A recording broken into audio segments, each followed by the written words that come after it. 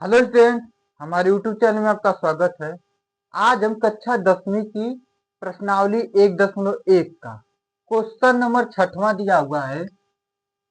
व्याख्या कीजिए कि 7 गुणे 11 गुणे 13 प्लस का 13 और 7 गुणे 6 गुणे 5 गुणे 4 गुणे 3 गुणे 2 गुणे 1 प्लस 5 भाज्य संख्याएं क्यों है।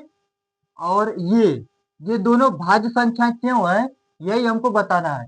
ये हमको सिद्ध करना है। ठीक है, ये पूरी यहां से लगा यहां तक और ये पूरी। ठीक, ये दोनों भाज्य संख्याएं क्यों है, ये हमको सिद्ध करना है। अब भाज्य संख्याएं क्या होती है, इनको पहले समझेंगे। ठीक है, तो वे संख्याएं जिनको दो या दो से अधिक संख्याओं के गुणनफल के रूप में लिख सकते हैं, उनको भाज्य संख्याएं कहते हैं।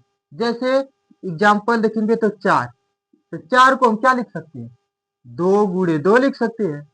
तो 2 गुणे 2 लिख दिए 4 को तोड़कर।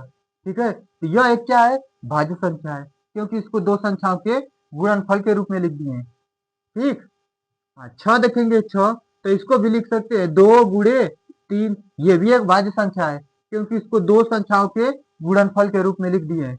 8, 8 को देखेंगे तो 2 गुणे 2 गुणे 2, ये भी एक भाज्य संख्या है, क्योंकि इसको दो या दो से अधिक संख्याओं के गुणनफल के रूप में लिख दिए हैं। 10 देखेंगे 10, ठीक, तो 10 को लिख सकते हैं 2 गुणे 5 लिख सकते हैं, ये भी एक क्या है, भाज्य संख्या है, क्योंकि इसको भी दो या दो से अधिक गुणनफल के रूप में लिख दिए हैं। ठीक है, तो जिन संख्याओं को दो या दो से अधिक गुणनफल के रूप में लिख सकते हैं, वे भाज्य संख्याएं कहलाती हैं। ठीक है, यही हमारा सवाल में दिया है कि ये और ये पूरी संख्या जिसको भाज्य क्यों है, यही सिद्ध करना है। ठीक है, तो चलिए इसको सिद्ध करते हैं, कैसे करेंगे। तो इस पूरे को हम यहाँ पर पहले लिखेंगे।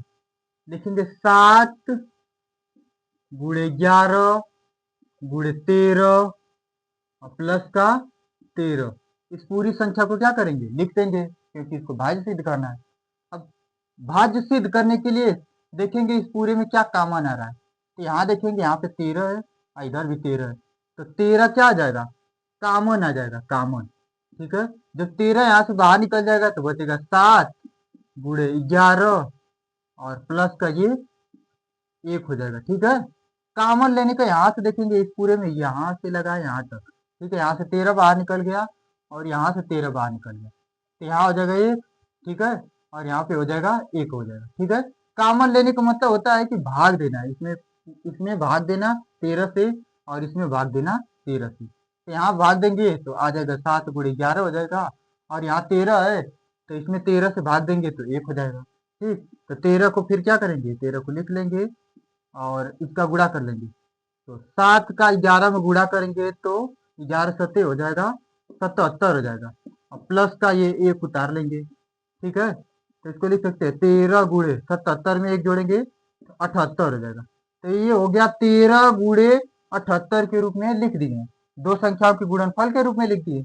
अब ये दो संख्याओं के गुणनफल के रूप में हो गया, तो ये क्या हो गया, भाज्य संख्या हो गया।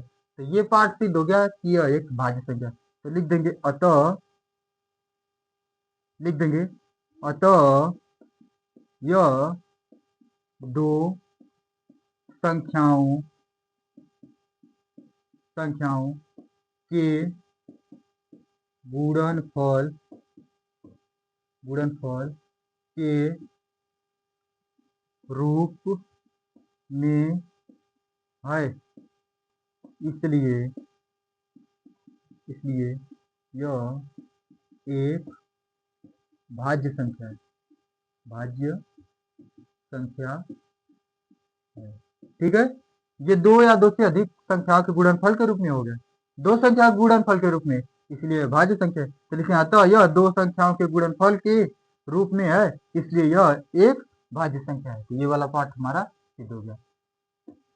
आगे इसको भी सिद्ध करना कि यह भाज्य संख्या है, तो जैसे इसको किए हैं सेम एकदम इसी को भी करेंगे। ठीक है, तो इसको भी लिख देंगे 7 गुणे 6 गुणे 5 गुणे 4 गुणे 3 गुणे 2 गुणे 1 प्लस का 5। इस पूरे को क्या किए, उतार दिए हैं। ठीक है, अब यहाँ से देखेंगे इतना में, ठीक है, इतना पार्ट में देखेंगे 5 है और यहाँ भी 5 है, प्लस 5 दिया है। तो ये और ये देखेंगे 5 मिल रहा है दोनों में, ठीक है। तो 5 को क्या करेंगे, कॉमन ले लेंगे। जब 5 बाहर निकल जाएगा, कॉमन आ जाएगा, तो बचेगा 7, गुड़े बचेगा ये 6, गुड़े 4, गुड़े 3, गुड़े 2, गुड़े 1 और प्लस का हो जाएगा 1 हो जाएगा, क्योंकि यहाँ से भी 5 कॉमन आ गया, तो यहाँ पे प्लस का 1 हो गया। कॉमन लेने का मतलब होता है भाग देना। इस पूरे में भाग दिए 5 से, इतना में, और फिर इसमें भाग दिए हैं 5 से, ठीक है। तो इसलिए यहाँ पे 1 हो गया। अब इसका पूरे का क्या करते हैं, यहाँ पे गुणा कर देते हैं, तो हो जाएगा 5 पे लिख लेंगे, और 7 छक 42 हो जाएगा, इधर गुणा कर लेते हैं। 42 7 छक 42, 4 से 12 9 24, तो 42 और 24 का गुणा करते हैं। 4 दूना के 8, 4 छक को 16, गुणे 2 गुना के 4 और 4 दूना के 8, 8 6 10 को 0, 8 1 9, तो हो जाएगा 1008। तो हमारी ये आ जाएगा 1008 और 1 प्लस का 1 उतार लेंगे, तो 5 गुणे इसको लिख सकते हैं, 1008 और 1 जोड़ेंगे तो 1009 हो जाएगा, ठीक है। अब ये 5 गुणे 1009 के रूप में हो गया, तो ये अभी दो संख्याओं के गुणनफल के रूप में हो गया। ये भी सिद्ध हो गया कि ये भी क्या है, भाज्य संख्या है। तो इसको भी यही सेम हिंदी, ये जो लिखे हैं सेम हिंदी यही लिख देंगे, ठीक है। यहाँ लिख देंगे, ठीक है। तो लिख देते हैं, अतः यह दो संख्याओं के गुणनफल के रूप में है, इसलिए यह एक भाज्य संख्या, यही लिख देंगे।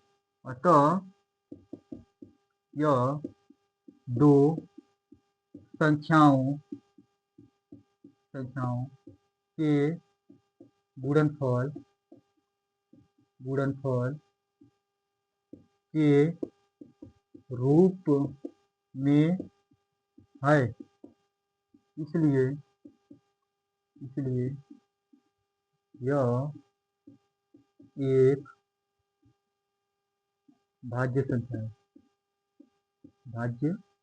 इसलिए यह एक भाज्य संख्या है, ठीक है। तो ये हमारा सिद्ध हो गया, ठीक है। इस प्रकार एग्जाम में लिखेंगे, इसको नोट कर लेंगे। तो इसके बाद 7वां क्वेश्चन करते हैं। तो स्टूडेंट क्वेश्चन नंबर 7 दिया है, किसी खेल के मैदान के चारों ओर एक वृत्ताकार पथ है। इस मैदान का एक चक्कर लगाने में सोनिया को 18 मिनट लगते हैं, जबकि इसी मैदान का एक चक्कर लगाने में रवि को 12 मिनट लगते हैं। मान लीजिए वे दोनों एक ही स्थान और एक ही समय पर चलना प्रारंभ करके एक ही दिशा में चलते हैं। कितने समय बाद वे पुनः प्रारंभिक स्थान पर मिलेंगे। तो सवाल में बोला है कि एक वृत्ताकार पथ है, क्या एक वृत्ताकार पथ है,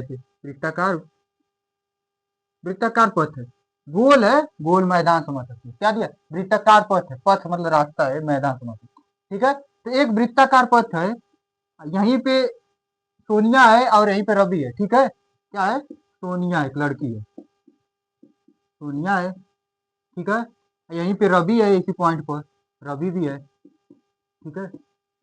अब यहीं से चलना शुरू करते हैं, सोनिया यहीं से चलना शुरू करती है, तो उसको 18 मिनट लगते हैं। कितना लगते हैं, 18 मिनट लगता है, ठीक है। तो सोनिया जब यहाँ से इस पॉइंट से चलना शुरू करेगी, ऐसे ऐसे चलना शुरू करेगी, ठीक है, यहाँ से, तो उसको कितना लगेगा, 18 मिनट लगेगा, ठीक है। ये पूरा चक्कर लगाने में यहाँ से चलते चलते चलते चलते चलती रहेगी, चलते चलते चलते चलते चलते सोनिया को इस पॉइंट पे आने में पूरा 18 मिनट का समय लगता है, ठीक है।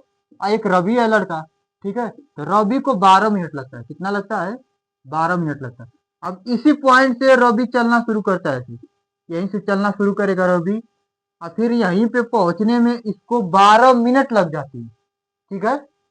सोनिया यहीं से शुरू करती है तो उसको 18 मिनट लगते हैं उसी पॉइंट पे पहुंचने में, और रवि यहीं से चलना शुरू करता है तो इसको 12 मिनट लगते हैं, ठीक है। सवाल में बोला है कि कितने समय बाद, मतलब कितने समय बाद वे पुनः प्रारंभिक स्थान पर मिलेंगे। मतलब कि ये सोनिया और रवि दोनों कितना समय बाद फिर वहीं पे दोबारा मिलेंगे, कितना समय मिल लगेगा, ठीक है। कि ये दोनों चलते चलते एक ऐसा समय आएगा कि ये दोनों मिल जाएंगे। तो ध्यान से ये सवाल समझने वाला है, ठीक है। इस सवाल में देखेंगे कि सोनिया 18 मिनट में मैदान का चक्कर लगाती है, ठीक है। तो लिखेंगे सोनिया बराबर 18 मिनट, ठीक है। रवि बराबर लिख लेंगे, रवि बराबर 12 मिनट, ठीक है। अब सोनिया को मैदान का पूरा एक चक्कर यहाँ से लगाने में पूरा 18 मिनट लगते हैं और रवि को 12 मिनट लगते हैं। ठीक है, क्या वो 10 मिनट बाद यहीं पे मिल जाएंगे? नहीं मिलेंगे, क्योंकि रवि को देखेंगे तो रवि को पूरा चक्कर लगाने में मैदान का ही 12 मिनट लग रहा है। ठीक है, क्या ये 15 मिनट बाद फिर से एक ही स्थान पे मिलेंगे? नहीं मिल सकते, क्योंकि सोनिया को 18 मिनट पहले ही लग रहा है, एक चक्कर लगाने में 18 मिनट लग जा रहा है। ठीक है, तो 18 मिनट में तो कभी मिल ही नहीं सकते। ठीक है, 20 मिनट में भी नहीं मिल सकते, क्योंकि सोनिया पूरा एक चक्कर ही 18 मिनट में लगाती है, तब तक रवि तेजी से दौड़ता होगा या तेजी से चलता होगा, उसको 12 मिनट लगता है, कम समय लगता है। इसका अर्थ है कि हमें ज्यादा से ज्यादा जो समय आएगा, ज्यादा से ज्यादा आएगा। ठीक है, और जो बड़ी से बड़ी संख्या होगी, कोई भी संख्या जो आएगी 18 से बड़ी आएगी। ठीक है, ध्यान समझेंगे, तो समय जो आएगा हमारा 18 से बड़ा आएगा। अब बड़ी संख्या किस में आती है? एलसीएम में आती है। एचसीएफ में तो हमारी छोटी संख्या आती है, हमेशा छोटा आता है गुणनखंड। ठीक है, एलसीएम में बड़ी संख्या आती है, तो इसका अर्थ है कि 18 से बाद का समय आएगा, बड़ी संख्या आएगी, जो समय आएगा बड़ा आएगा। ठीक है, तो बड़ी से बड़ी संख्या ज्ञात करने के लिए हम क्या करते हैं? एलसीएम निकालते हैं, एलसीएम। ठीक है, बड़ी संख्या किस में आती है? एलसीएम में आती है, तो हम क्या करेंगे? 12 का, ठीक है, और 18 का क्या करेंगे? एलसीएम कर सकते हैं। ठीक है, देंगे तो 6 आएगा, फिर 2 से भाग देंगे इसमें तो आ जाएगा हमारा 9, फिर 2 से भाग देंगे तो 3, और फिर 9 को उतार लेंगे, फिर 3 से भाग देंगे, 3 एक कम 3, 3 3 से 9, फिर 3 से भाग देंगे, 3 एक कम 3, 3 एक कम 3। ठीक है, तो इसका गुणनखंड आया है 2 गुणे 2 गुणे 3 गुणे 3 होगा। ठीक है, गुणा करेंगे, 2 दूना 4 और 4 तिहाई हो जाएगा 12, 12 तिहाई 36, कितना आ रहा है? 36 मिनट। ठीक है, 36 मिनट।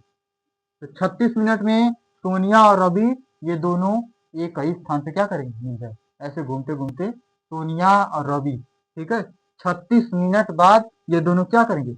एक ही स्थान पे मिलेंगे, एक ही पॉइंट पे मिलेंगे। ठीक है, तो जब भी लगे कि बड़ी से बड़ी संख्या ज्ञात करना है तो उसमें एलसीएम निकालेंगे, और छोटी से छोटी संख्या ज्ञात करना है तो उसमें एचसीएफ कर देंगे। ठीक है, देखने में इस सवाल को लग रहा है कि जो समय लगेगा 18 से बड़ा ही आएगा। जब 18 से बड़ा आएगा तो इससे हमने एलसीएम कर दिया इसका, 18 का और 12 का। ठीक है, तो इसलिए जब 18 12 का एलसीएम किया तो 36 आ गया। 36 मिनट बाद ये दोनों क्या करेंगे? एक ही पॉइंट पे ऐसे चक्कर लगाते हुए क्या करेंगे? मिल जाएंगे। ठीक है, तो इसको नोट कर लेंगे। उम्मीद करते हैं वीडियो आपको अच्छा लगा होगा, अगर अच्छा लगा है तो एक लाइक बनता है। थैंक्स।